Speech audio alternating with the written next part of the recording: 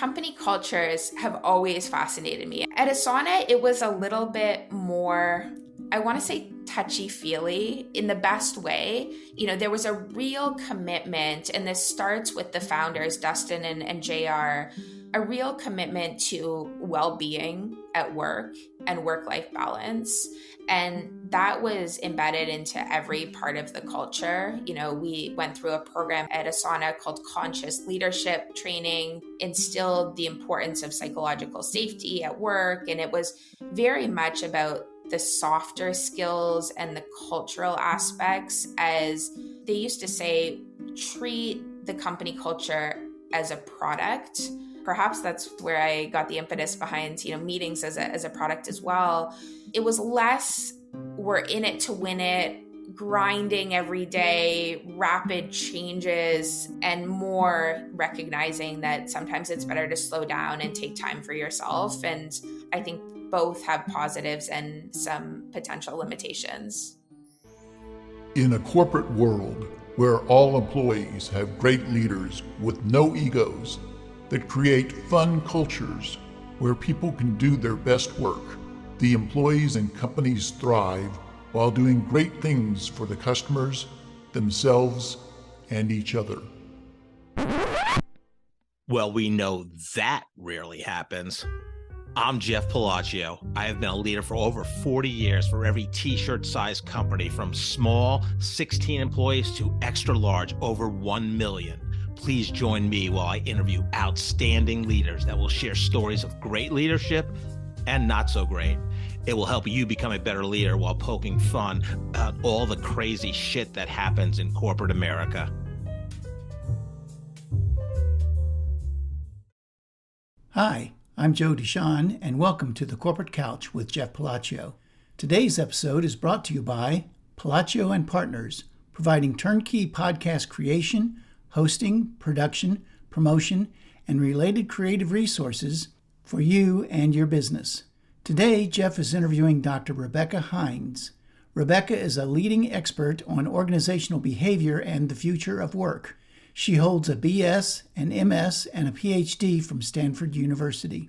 Rebecca founded the Work Innovation Lab at Asana and the Work AI Institute at Glean, first-of-their-kind corporate think tanks dedicated to conducting cutting-edge research on the future of work. Her research has been featured in the Harvard Business Review, the New York Times, the Wall Street Journal, Forbes, Fast Company, Wired, Time, CNBC, Bloomberg, Axios, and The Washington Post. She regularly appears on podcasts, webinars, and online education programs, including appearances on Adam Grant's Work-Life podcast, Deloitte's Capital H podcast, and as an instructor for CNBC's Make It Masterclass, How to Use AI to Be More Productive and Successful at Work. Let's listen as Jeff talks to Rebecca.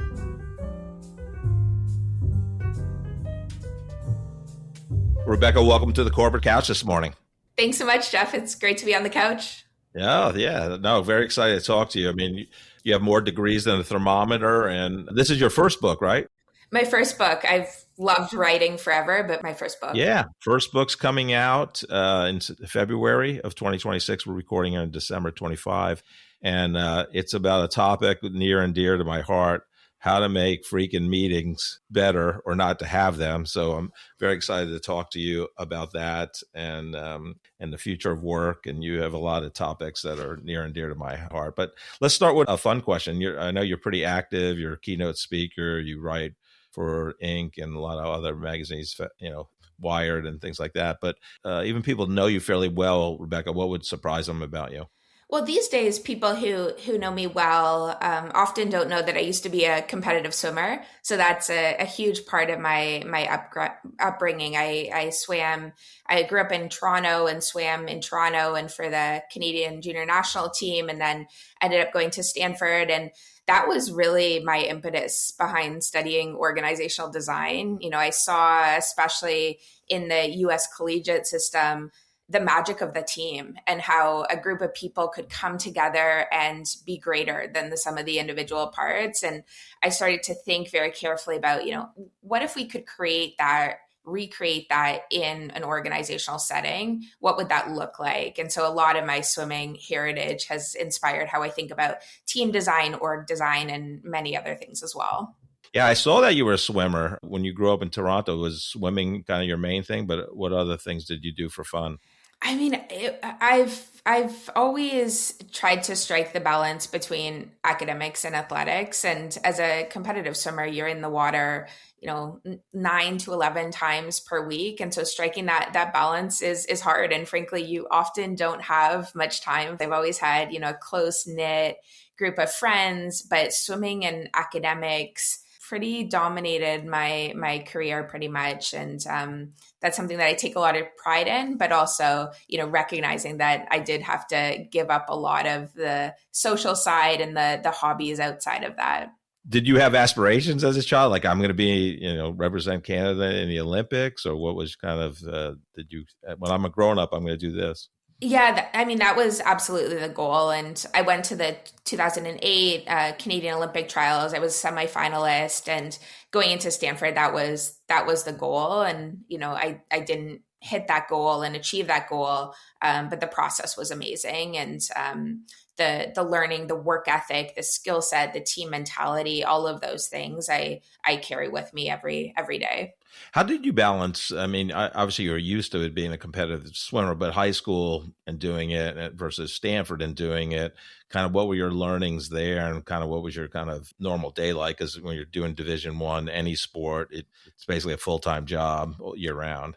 The time management is so important. And so I've always from a very young age mapped out my schedule in terms of, as soon as I would get an assignment, I would start on it and plug away at it. I would be pretty regimented in terms of when I would go to the pool, making sure there was time for, stretching afterwards and taking care of yourself. And I've always tried to also embed myself in communities and situations that are extremely supportive of this balance. And even to this day, writing the book and working, and, I did the PhD simultaneously while I was working. And the only reason I've been able to do that throughout my career consistently is because I've chosen environments where I've had an extremely supportive manager. I've had an extremely supportive PhD advisor, an extremely supportive swim coach. I grew up I went to an all girls school where we had prayers every morning, and the school made an exception where, I didn't have to go to prayers because I had swim practice. And, you can't do everything. And so finding areas and situations that accommodate that balance, I think has been critical to being able to do that. So what was your thought process entering Stanford? I see you graduated undergrad with a management science and engineering degree. Was that your original major? And if it was, what was your thought process? So I've always loved business. I've always had this entrepreneurial mindset. My dad's an entrepreneur. And going into college, I very much wanted to do undergrad business. Stanford doesn't have an undergrad business program. And so we talked about Wharton before this show, and I was debating going to Wharton versus Stanford. Stanford has the better swim program. Wharton had the undergraduate business program. And I stepped on campus at Stanford and fell in love with the team. I knew that I needed to go here. And so I started to ask, what's the closest thing to an undergraduate business degree at Stanford? And there was a senior on the swim team at the time. She had done management science and engineering, which is the closest equivalent at Stanford, which ended up being an amazing program. I did 3 degrees in management science and engineering. And it's this pretty cross-disciplinary engineering degree where you do chemical engineering, you do mechanical engineering, you do computer science, you do organizational behavior, and you get this really rounded perspective of business in a way that I think has influenced a lot of my career path ever since, and entrepreneurial focus for my master's and undergraduate as well, which enabled me to start some companies and really experience the ins and outs of the business world pretty early in my career as well. Yeah, I didn't realize that about Stanford. So why don't they have a business degree program undergrad? It's a good question.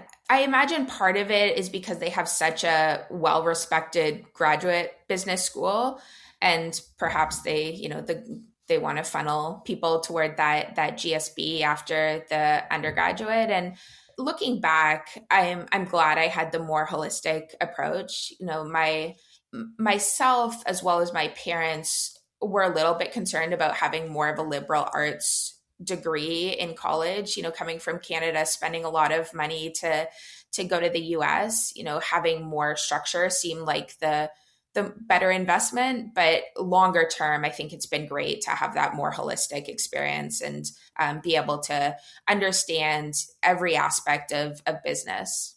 Were you in a special type of program? Because it looked like your undergraduate and your master's of science overlapped a little bit. So were you on like a 5-ish year program to gain your Yes. master's? So Stanford has an amazing, it's called a co-terminal degree program. And so you apply, I think, your third year as an undergraduate.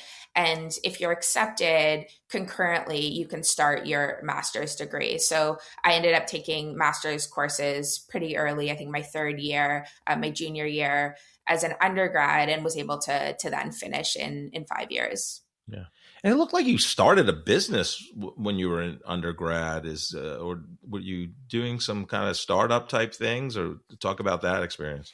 It was an amazing experience. So I started two companies with Stanford colleagues. One was in my undergrad, one was in my master's. The first one was a mobile couponing app, and was an amazing experience. We went through the Highland Capital summer program, got to work on Sand Hill Road for a summer, ended up learning a ton about business and how do you monetize. Stanford is very much influenced by the lean startup methodology. And so applying that and learning the ins and outs of that.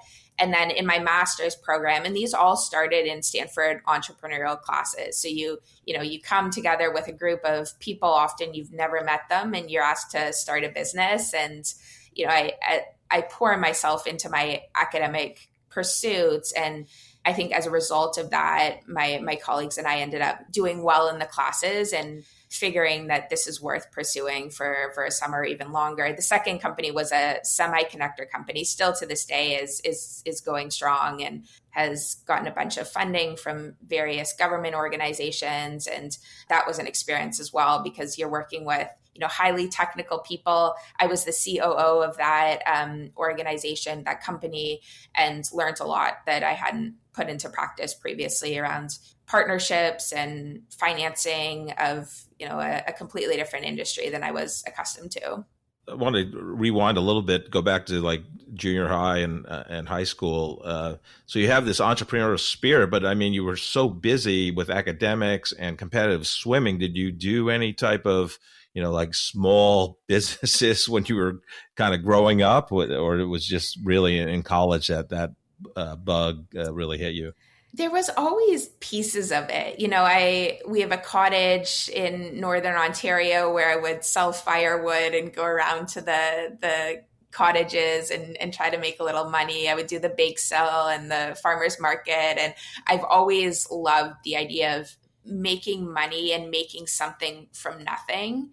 And that's been, if you go back till I was 7 or 8 years old, I think that shows up in various parts of my life. And then starting, investment and the science of money has always been something that has fascinated me. But above all, building something from nothing is very exciting to me. And I think, early in high school, I was starting to code and, build code that could work and start to design lightweight websites. And I've loved math for the longest time. And that builder mentality is something that, has been ingrained in me. I love jigsaw puzzles. Every holiday season, I'll do a massive jigsaw puzzle. And the building mindset is something that I absolutely love.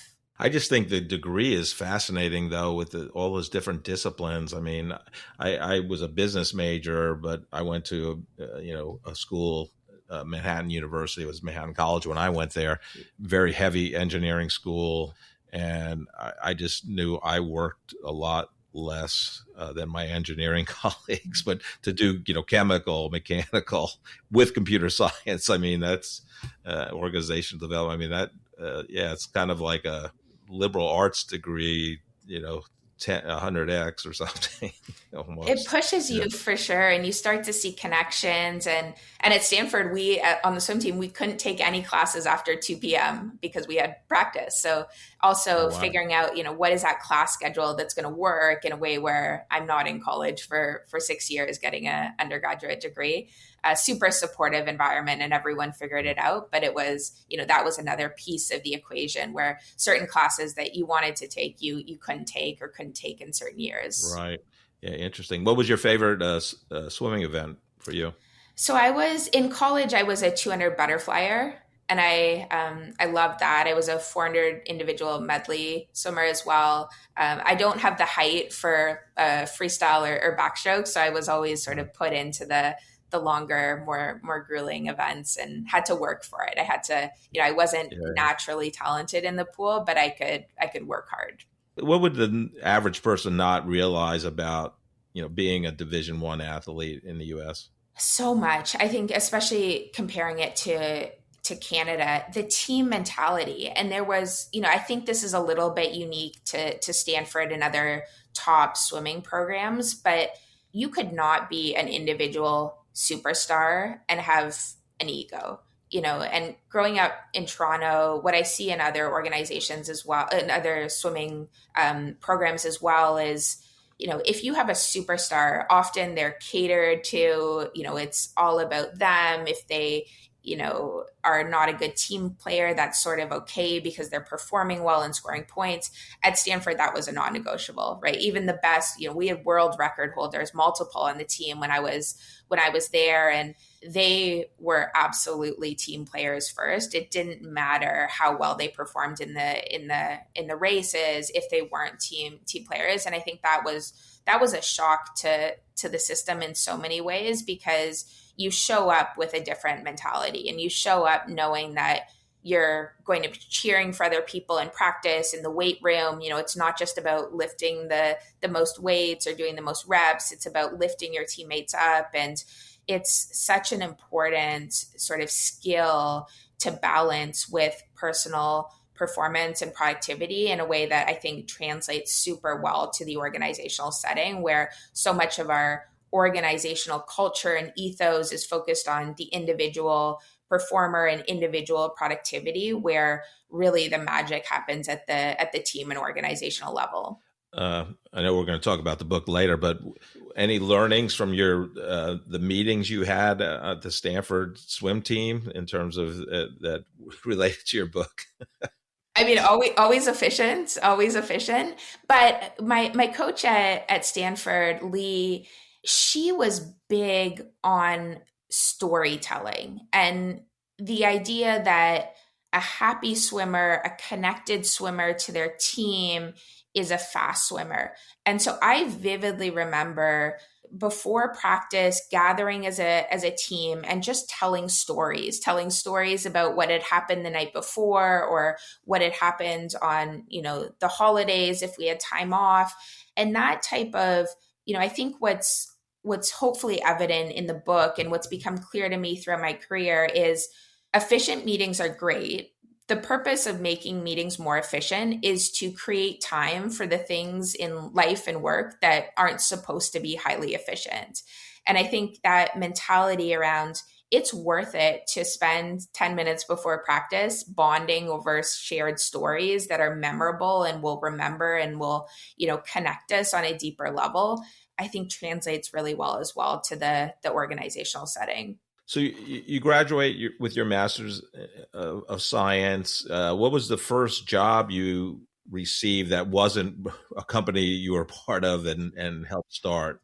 And how'd you get that job? So I went to Dropbox right after my master's program and joined their rotational program. So very much inspired by my cross-disciplinary experience at Stanford in the engineering school. I had a course assistant at Stanford who had joined Dropbox and kept telling me about this amazing culture and the exciting, fast-paced environment. I always had thought up until that time I would be an entrepreneur, but I wanted to try the bigger company. Dropbox was still a startup very much at that time, but I wanted to see what it was like to work in an organization that has a lot of resources and learn a lot. And so that was a big impetus behind doing the rotational program. It was a bunch of new grads, stellar, brilliant, inspirational group of about 16 of us from all over the US and world coming together to rotate through different parts of the business and learn a lot. And so I started in account security. I did a stint in marketing. I did sales. And it was an amazing experience to, again, get that holistic picture of an organization in a pretty short time period. It was a 2-year rotational program. That was kind of almost the heyday of Dropbox. So that must have been phenomenal. So you're at this great startup. What was your impetus to move on to the next opportunity? So I had an amazing mentor at Dropbox, OJ, and he interviewed me. He gave me the job, and anytime I had a chance to work with him at Dropbox, I did. And he ended up moving on to Asana and leading our sales organization at Asana. And I've learned throughout my career that I would much rather follow great people than anything else. And once I started to see him move, I had an amazing conversation with him and the team. I met my manager, who ended up being my manager for 5 years. I still keep in touch with her all the time.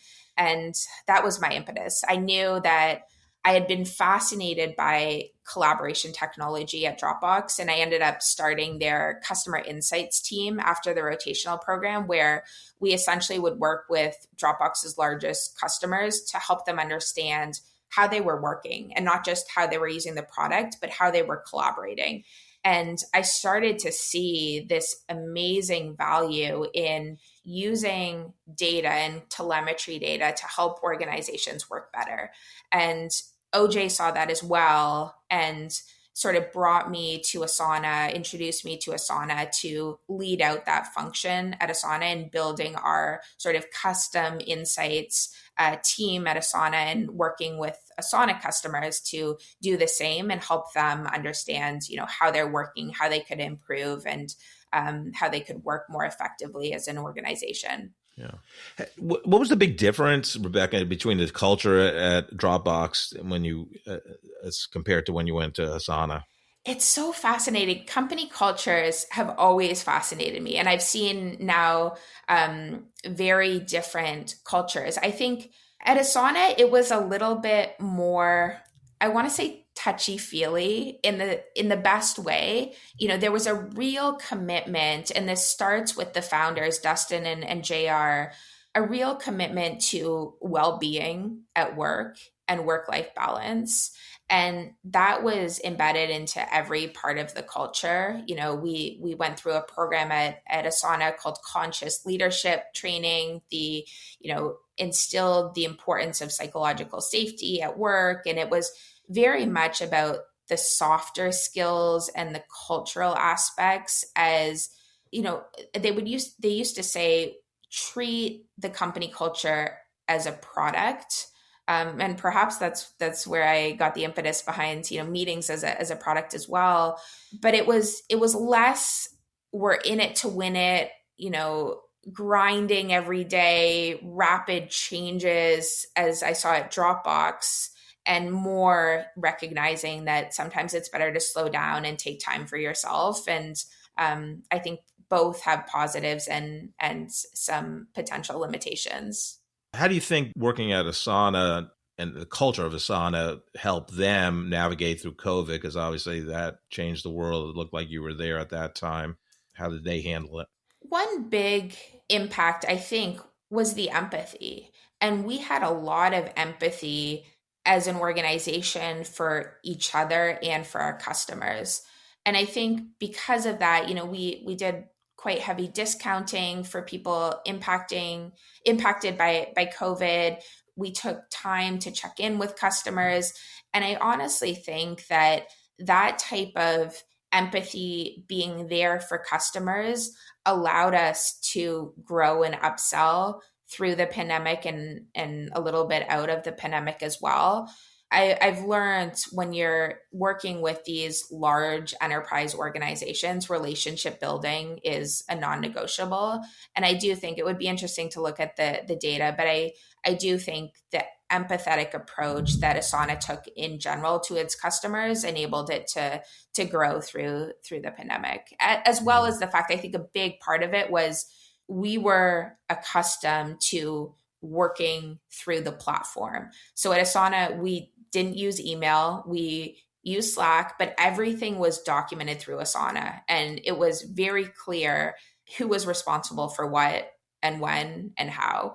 And I think when we transitioned to a fully remote workforce through the pandemic, we knew how to work reasonably well. Now, meetings spiraled out of control, and that was an impetus behind a lot of the meeting research, but we knew how to work and we knew how to get work done in a way that I think it took a lot of other organizations several months to really figure that piece out. So it's fascinating. I used to ask people about COVID a lot when it was closer, when I launched the podcast in 2023. But it's fascinating that no email at Asana, just Slack. No email. And it was no internal email. Now, if you were working with customers, you'd get the occasional, but no, it was a shock to the system. And going back to email now after 7 years of Asana is a shock. I've gotten so bad at email because I was used to living and breathing in the Asana platform. Now, when an email comes in from a colleague, it takes me aback because it's just a different way of working and a really refreshing way of working in a way that makes you confident that you can live without email and in a really productive way. But it's definitely a shock to the system those first couple of weeks on the job. Yeah, so interesting. You left Asana, you're at Glean now. Talk about Glean and your role there. My Asana career was 7 years, and in 2022, I was coming out of the PhD. I again had an amazing supportive manager where I did the PhD and my work at Asana simultaneously through the pandemic. And coming out of the PhD, I debated whether I wanted to stay in industry or go into academia, and it was a tough decision. And my manager said, if you could do anything, what would you do at Asana? And at that point, I'd become very frustrated by the disconnect I was seeing between great academic research and what actually happens on the ground in organizations. And I wanted to try to bridge the gap. What if we could bring great academic research that I had learned about and in some cases produced throughout the PhD to decision makers in organizations in a way that would help them navigate these big changes. And so I started the Work Innovation Lab at Asana, which is continues to be the company's thought leadership arm and internal think tank, where we partnered with great experts from across the world to conduct wide-ranging research, including on meetings. And then this summer, I joined Glean to build out their Work AI Institute. So we actually just launched the institute last week. The premise is we know AI transformation is incredibly challenging. We know it's a deeply human transformation.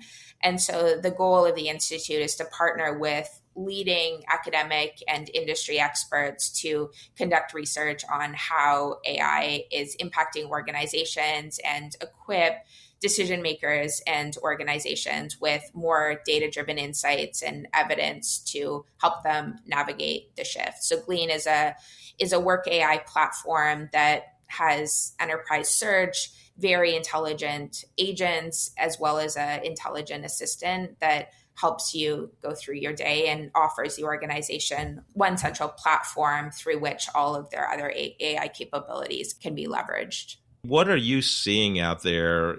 I know people are dipping their toes in generative AI, but then you have performance-based AI in terms of helping processes and functions. So talk about what you're seeing there. So we're seeing a lot of failure. Are you drowning in boring corporate communications? Palacio and Partners is here to rescue you. We transform internal podcasts from snooze fest to must-listen content that actually connects your team and strengthens your culture. Imagine podcast episodes that make your employees laugh while staying informed. Our founder, Jeff Palacio, doesn't just create podcasts, he creates conversations that break through the noise. Whether you're a growing startup or a massive corporation, we turn your company's story into audio gold. Leadership becomes human. Remote teams feel connected. Your message cuts through the clutter. Palacio and Partners, where corporate communications gets a fun makeover. Let's make your podcast work harder than your email inbox ever could. Jeff is happy to share his insights on podcasting with you. You can contact him via LinkedIn or schedule a Zoom call via the link in the episode description. What are you seeing out there? I know people are dipping their toes in generative AI, but then you have performance-based AI in terms of helping processes and functions. So talk about what you're seeing there. So we're seeing a lot of failure. I think that's the word that comes up more and more these days. A year ago, it was hype, hype, hype, and we're still seeing the hype and too much hype. Now, I think we're seeing enough evidence that more pilots and AI POCs fail than they succeed. And much of that is due to the human piece. It's not so much that the technology isn't capable, isn't powerful enough. It's more that humans are resisting change and organizations aren't able to move fast enough to keep up with the changes in technology. And so for most organizations, it's still dabbling with the technology. People are using it primarily as a side project as opposed to in their day-to-day work. Now, fortunately, we are seeing organizations fundamentally transform in really exciting ways, but they're few and far between right now in a way that I'm not completely confident what we're going to see in the next 2 years in terms of this technology fundamentally transforming how we work. I think if we do it well and intentionally, we will see that. And we see that with our customers at Glean.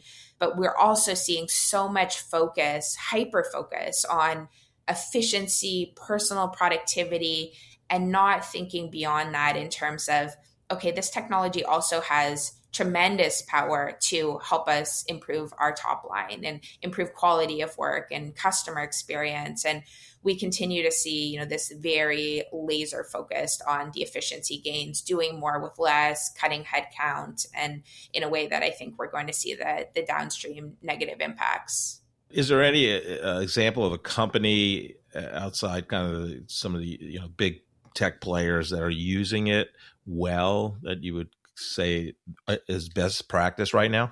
There are several. And one of the companies that I talk a lot about is Zapier. I've spent some time with their chief people and AI transformation officer. He was promoted from the chief people officer, Brandon, to the chief people and AI transformation officer. And what we're seeing is in these successful organizations, so successful meaning they're actually using the technology to drive business results, and they're not just seeing it in one pocket of the organization, they're seeing it, broadly deployed. They're thinking carefully about how do we evolve our organizational structure to make this technology work and allow us to harness the full potential. And so one example of that is merging sort of a traditional IT role with an HR role, because we know that for AI to scale, you need both those lenses. You need the deeply technical lens that, is building secure and safe and scalable technology, but you also need this deeply human lens where you're understanding change management, human resistance, how to manage a new digital workforce. And so Zapier is an example where they've embedded AI into numerous parts of the organization, in particular the HR function. And I think part of that is the recognition that our org chart needs to change. We need someone responsible for leading this charge. And that connection between IT and HR is crucial to being able to do that. Yeah, it's so interesting. I mean, just because it kind of does fit the mold. It's technology. Obviously, the AI is technology, but it's it's for the first time, it's emulating what humans can do. Mhm. So, very, yeah. Yeah, it's there, there's this natural threat, and I've seen it time and time again. So I went into the PhD wanting to study remote work and AI back in 2019, which was Yeah. serendipitous in so many Right. ways. But I saw even in 2019 this significant human resistance to the technology. Even when we think of the word artificial intelligence, by its very etymology, it implies something that is at odds with humans and something that we should be resisting rather than embracing. And what organizations don't take enough time to do is ensure that employees are embracing this technology with the right mindset or approaching it with the right mindset, because that psychological piece then impacts everything about adoption, implementation, and deployment. Rebecca, how do you apply AI in your professional and personal life? All day long. And I think, especially since joining Glean, there is a company ethos around we should be experimenting heavily with this technology as part of our day-to-day work. So we actually last week started this initiative as a company, maybe this week as a company, where every morning there's an AI agent that will give you a recommendation in terms of how to prioritize your tasks and spend your day. And so this week, for example, I wake up, the agent comes in at 9 a.m., tells me how to structure my day. I take 80% of the suggestions. It's, the power of Glean is it knows your organization very, very well. So it's able to look across email, Slack, documents, and have a holistic understanding of you as an employee and what you need to accomplish. And so increasingly, I'm using that agent to structure my time. We're using agents to run workflows that are repetitive. I'm using it to, cross-check citations and reports. Something I'm hard on is not using AI to do my writing, my original writing. I think that's still a deeply human craft. Often I'll use it as an editor and sometimes as a devil's advocate type persona in writing or in brainstorming meetings. But what we're seeing as well is it's important for organizations and individuals to explicitly define that division of labor between the humans and the AI and recognize what are those uniquely human skills that only a human should be doing right now. What are the things that AI can automate? And then what are the things AI should automate? So when we think about meetings, my meetings are transcribed by default. That repetitive, transcription is taken off the plate. A lot of the scheduling happens through some AI operation.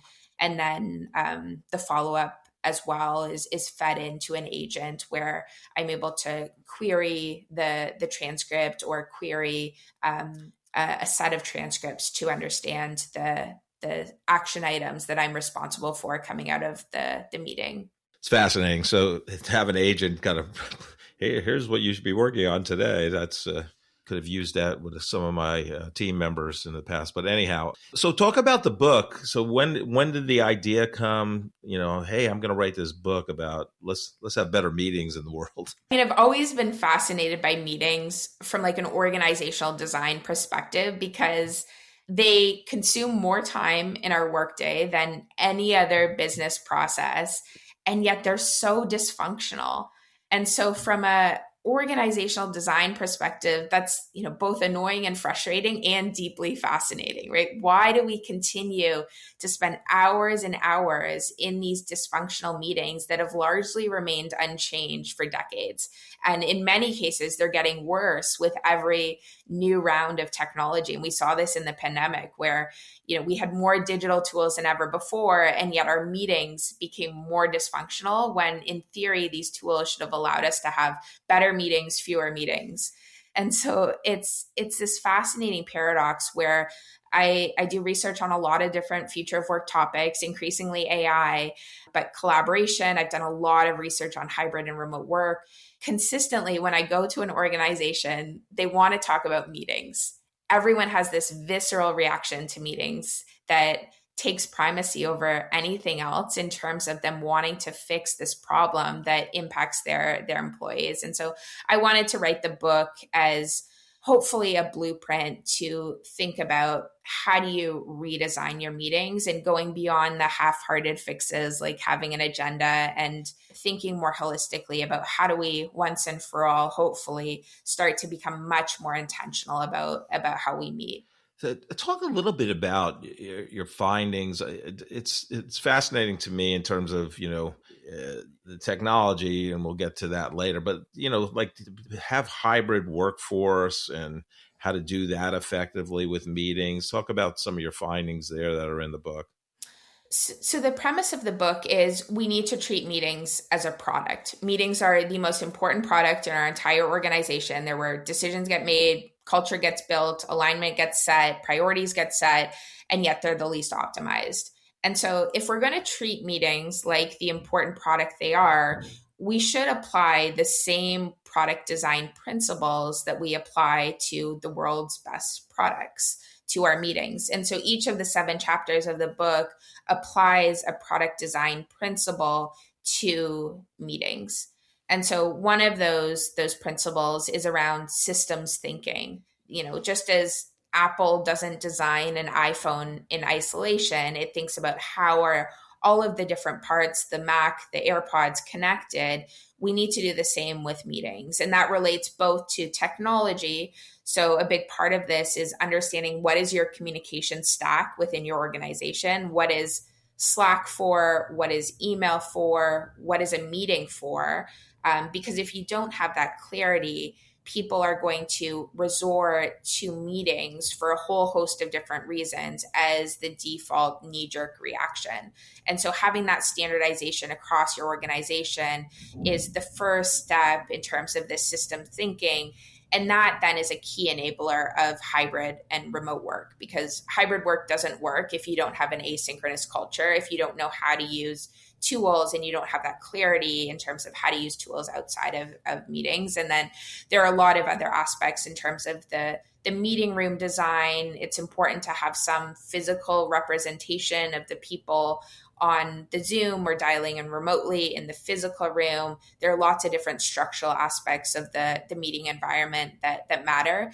But fundamentally, it's this idea of systems thinking and not scheduling meetings just because there's an open spot in the calendar, but thinking about, given your hybrid schedule as an organization, where does it make sense for meetings to be primarily in person versus where can they be more virtual and more fully remote, depending on what you're trying to accomplish in the meeting? This kind of has to do with meetings, but I'm a big believer in building great cultures at companies.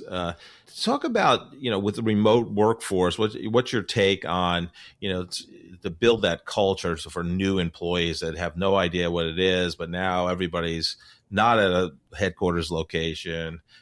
I would love to hear what you think about that and how to build a great culture with that type of environment. Yes. And this is, so my PhD thesis focused specifically on hybrid work and how difficult it is to get that right. Because we know that for various reasons, we give primacy and importance to the people in the room who we can physically see and interact with. And so when we think about hybrid work and remote work, and they're 2 different models, right? How you design a hybrid organization is quite different than how you would design a fully remote environment.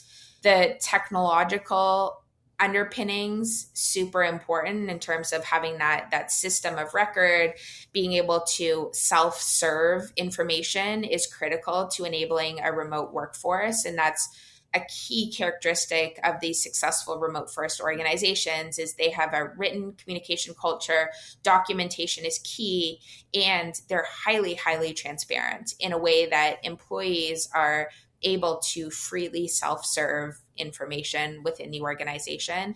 They're also really good at figuring out, okay, how do we replicate some of those in-person interactions in a virtual setting. And so they'll have Slack channels that are around shared hobbies. They'll have, virtual fitness classes. Sometimes these are called multiplex relationships, where we know that those types of multi-dimensional relationships within organizations are key in terms of not just being able to relate to someone based on what they do day to day in their job, but also being able to relate to them on other dimensions. Do they have a pet? Do they like certain types of movies or music? And so they're very intentional too about, for example, assigning not just a mentor to help you with work, but also a culture buddy and also an extracurricular type buddy, and building in those multiplex relationships as part of their infrastructure.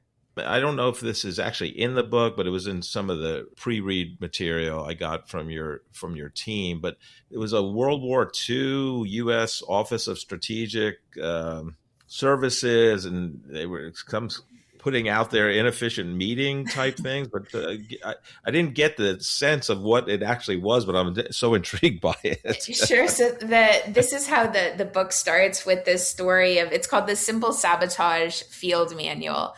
And it was essentially a manual for ordinary citizens living through World War II. So this was the OSS, the Office of Strategic Services, that put this together, which was the precursor to the CIA. And they put together this manual, the Simple Sabotage Field Manual, for ordinary citizens to sabotage the enemy. They were living in enemy territory. They wanted to fight back against the enemy. And so one of the recommendations was to create and deploy inefficient meetings, pointless meetings that would drag on and distract people from the wartime efforts. And if we look at how we run our organization today, the similarities in terms of this manual recommending these sabotage tactics and what we actually do as business as usual right now are striking. And I think hopefully underscore the importance of us solving this problem. There's no world in which we should be using an ancient sabotage tactic as a core part of our business operations today. I mean, you have some unbelievable endorsements, testimonials for your first book. Adam Grant, Reid Hoffman, the co-founder of LinkedIn, Amy Edmondson at Harvard, Kim Scott, author of Radical Candor, Robert Sutton at Stanford. How'd you get all those great people to endorse your first book? I think it's fantastic. Well, I'm fortunate that I've had such great mentors throughout my career, and this is my first book, but I've been writing case studies. I've been working with organizations for 15 years on how to fix broken meetings. You mentioned Robert Sutton, Bob. We've done numerous meeting interventions together. We did the meeting doomsday. Well, one of the meeting doomsdays at Asana, so a meeting doomsday is essentially a 48-hour calendar cleanse where everyone deletes the recurring meetings for a period of 48 hours and then rebuilds their calendar. And so I did one of those with Bob at Asana. Adam Grant sort of got wind of it, and I was on Adam's podcast. Adam is just the kindest individual. He's so busy. I don't know how he expresses so much generosity and goodwill, but he's been a mentor for years and years. And then the other folks I've all interacted with in a quite significant way around research, and Kim Scott, I've had many conversations with and inspired by her work on Radical Candor. And then Reid has been helping with our latest AI transformation report a little bit and sharing feedback. And yeah, these are all connections that I think they've been excited by the pretty unique approach that the book takes in terms of marrying great academic research. Amy's another one where, a lot of the book has been inspired by psychological safety. And especially if you aren't the powerful person in the meeting, how do you push back on a dysfunctional meeting? How do you influence a meeting when you're not in charge? A lot of her work inspired that part of the book. And I think they appreciate the rigorous academic research that the book is grounded in, but also the practical implications in terms of these real case studies that I've lived and breathed and researched over the past 15 years. I had Minette Norman on the podcast. She's one of the co-authors of the Psychological Safety Yes. Workbook, playbook, and Amy was a testimonial endorsement for Manette, and I forget her Okay. co-author's name.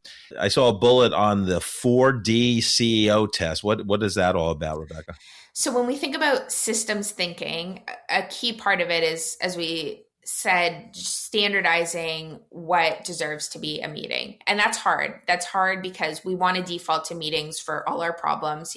As soon as we get a whiff of uncertainty within our organization, our default is to schedule the meeting. So the 4D CEO test is essentially a two-part test to determine whether that meeting needs to exist on the calendar. So the first test is a meeting should only exist if it passes the 4D test. So it should only exist if the purpose is to decide, debate, discuss, or develop yourself or your team. So you'll notice what's not in that list, status updates, not in the list, broadcast updates, even something like brainstorming. There's a lot of evidence to show that actually doesn't deserve to be and isn't beneficial to be in a live synchronous meeting. So that's the first test. And then the second test is, even if the meeting passes the first test, it still needs to pass the CEO test, which is the content of the meeting needs to be either complex.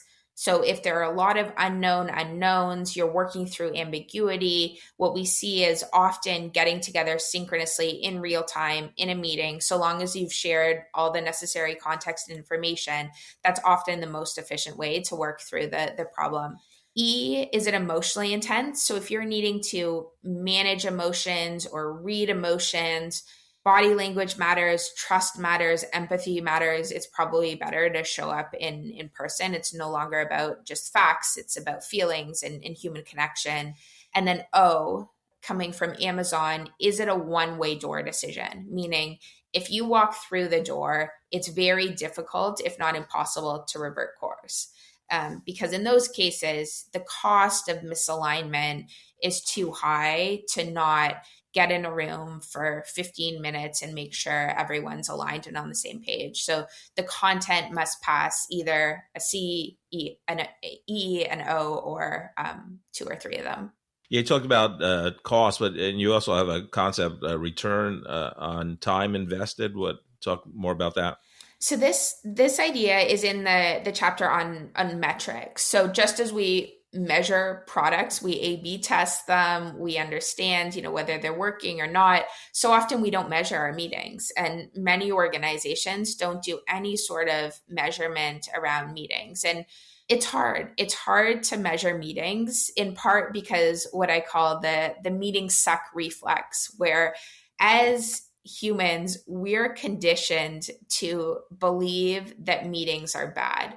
And in many cases, they are bad. In many cases, they are dysfunctional. As Bob will say, bad is stronger than good, meaning our bad meetings outweigh the positive ones and the good ones. And so it's fascinating. If you ask people to rate their meetings in public, and this is great research from one of my co-authors, Stephen Rogelberg, if you ask people to rate their meetings in public, they rate them more negatively than when you ask them to rate the same meetings in private. And part of that is because we think that, we're supposed to believe that meetings are bad. There are a few things that bond coworkers more quickly than bonding over an hour-long meeting that could have been a 5-line email.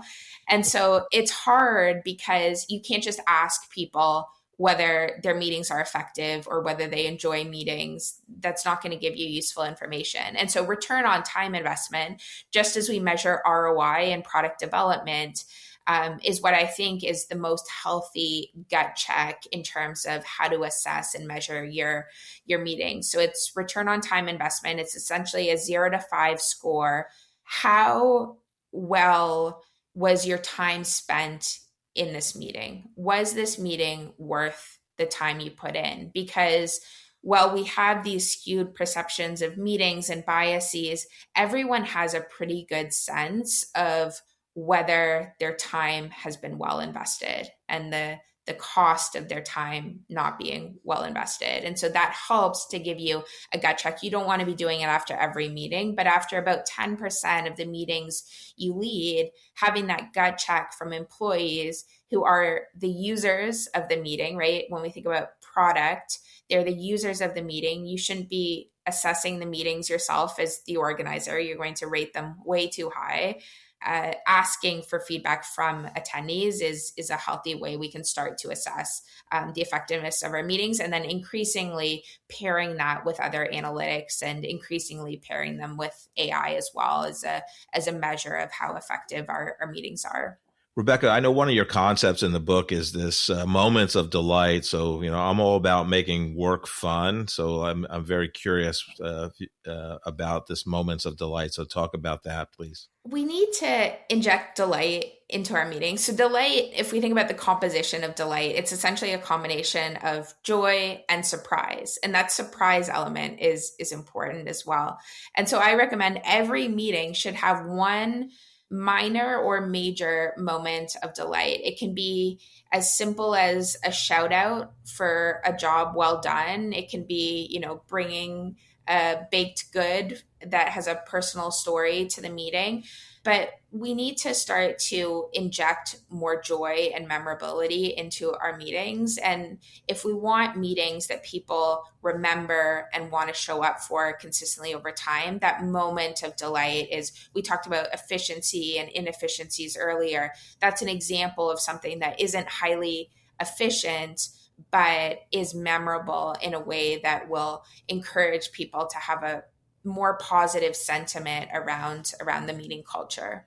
I love helping two groups of people, ones that post high school or post college, getting their first job, professional job, and starting their career. And I'd love your advice for that person, as well as if you're graduating, this year or next year.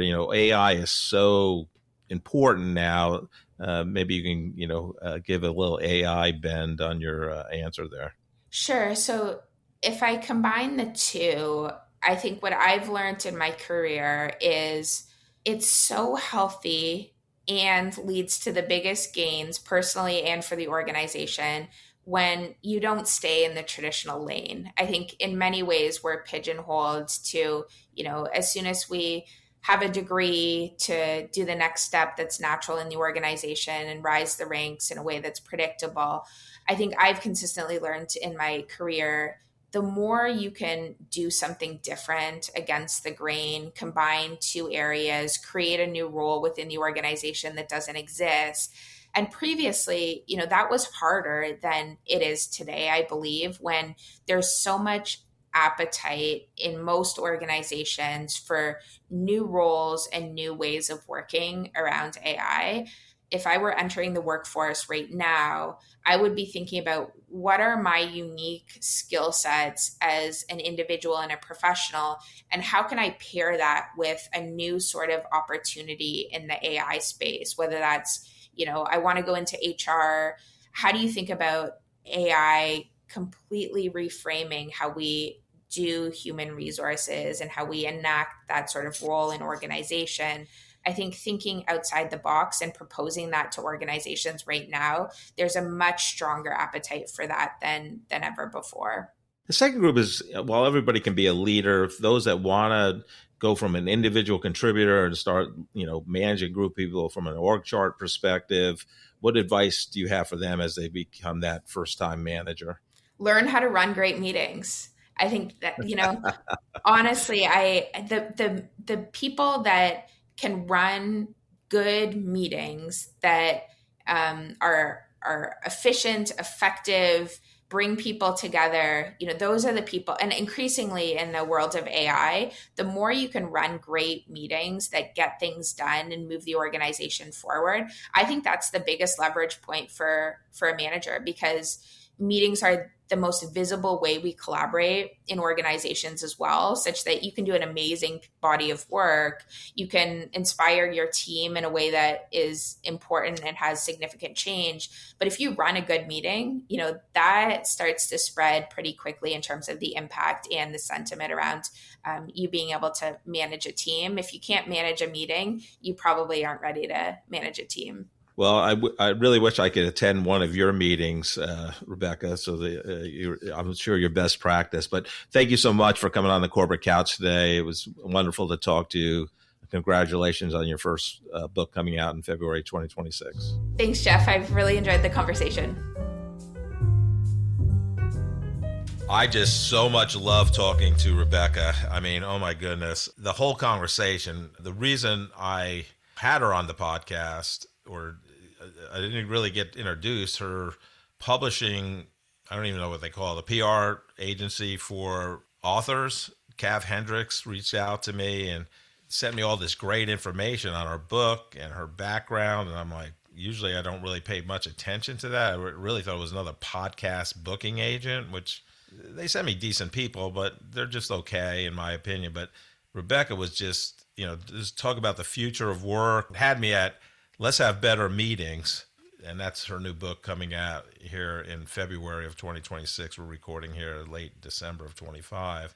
But just so many great things from her episode. And, when I look back at the episode, a lot of the things that influenced her entire life was about swimming and things she learned from swimming. So she was a competitive swimmer, and she made the Canadian junior national team. She trained 9 to 10, 11 times per week. She was Olympic trial semifinalist in 2008. Then she went to Stanford as a Division I swimmer. So just incredible. But all the things she learned growing up, a lot of time spent on swimming. She excelled at school. And then how did she do that? She told me, I learned time blocking and where to put my energy and when. She did that time blocking thing to this day, writing a book while, working, as an executive at a company, and getting her doctorate during COVID and other things like that. And then how she even went to Stanford. She was debating between Stanford and Wharton. And, Wharton had one of the best business schools in the country, undergraduate. She picked Stanford, who I couldn't believe does not have a business school.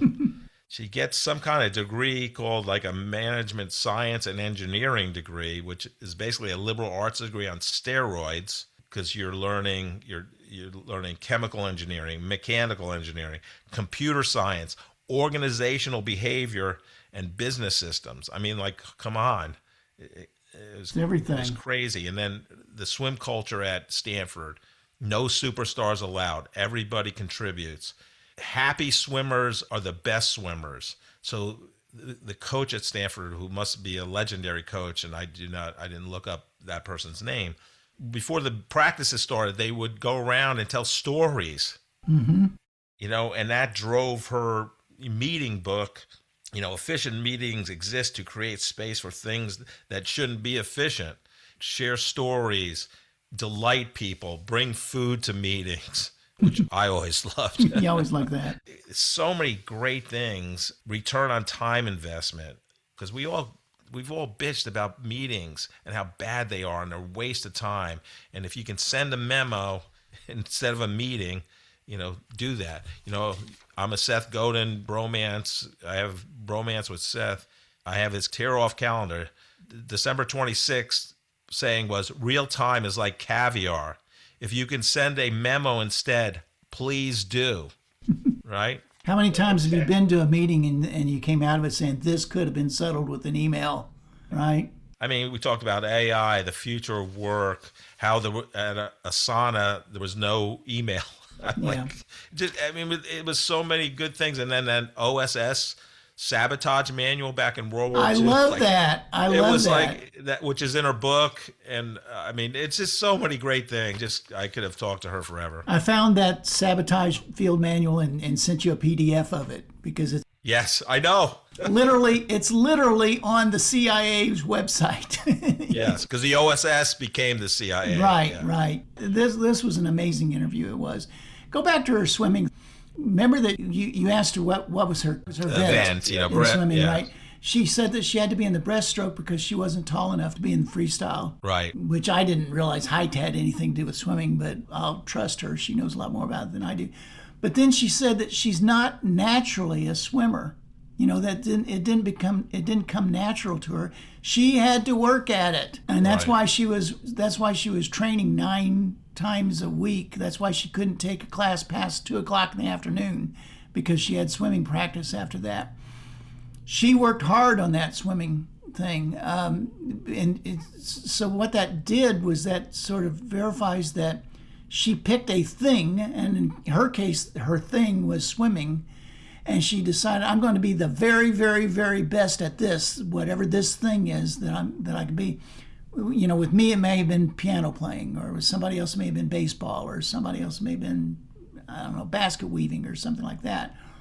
But pick that thing and then be the very, very best at it, and then that transcends to all the other areas in your life. That made her a better doctoral student, that made her a better employee, that made her a better author. That's one of the reasons why parents, you encourage your children to go out for sports, because it helps them in so many different ways. And then the book, Treat Meetings as a Product. I love that thing. That was actually taken from another culture that she was in, where they said to make culture the product. We were talking before about how maybe you are in a business where you have nothing to do with the product. Like, for instance, we were both in the pharmaceutical business for many years, but we had nothing to do with vaccines and antibiotics and things like that. So what we did, or what I did at least, and I think you probably did too, I treated whatever it was that I was working on as a product. And I treated my internal customers as customers, even call them customers. So if I was making a report or a system or something for the marketing department and the marketing managers were my customers.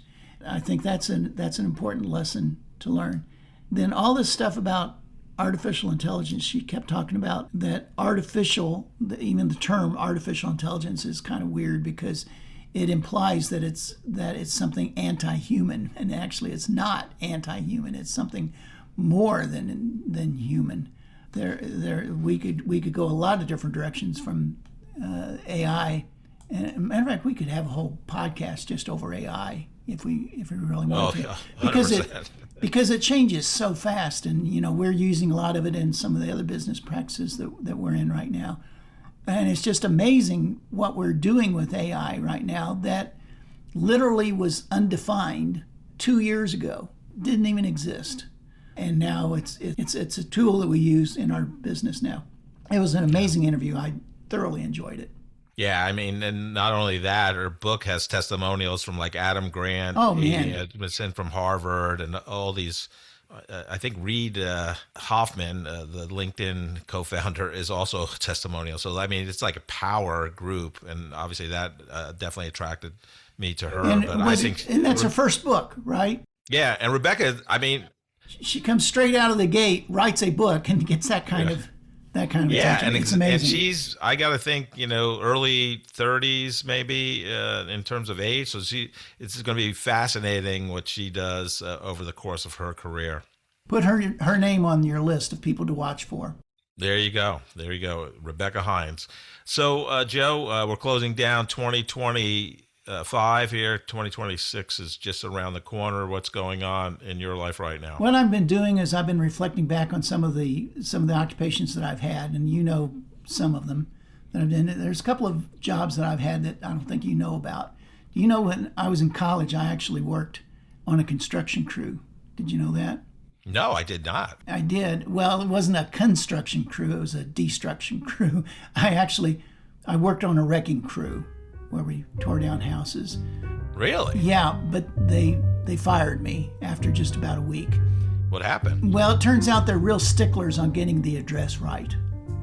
Thank you so much for listening to this episode of The Corporate Couch. If you enjoy the podcast, I would love for you to take 2 minutes out of your day to rate us 5 stars and write a review. Please join me next week to learn from another great leader sharing their professional journey and insights.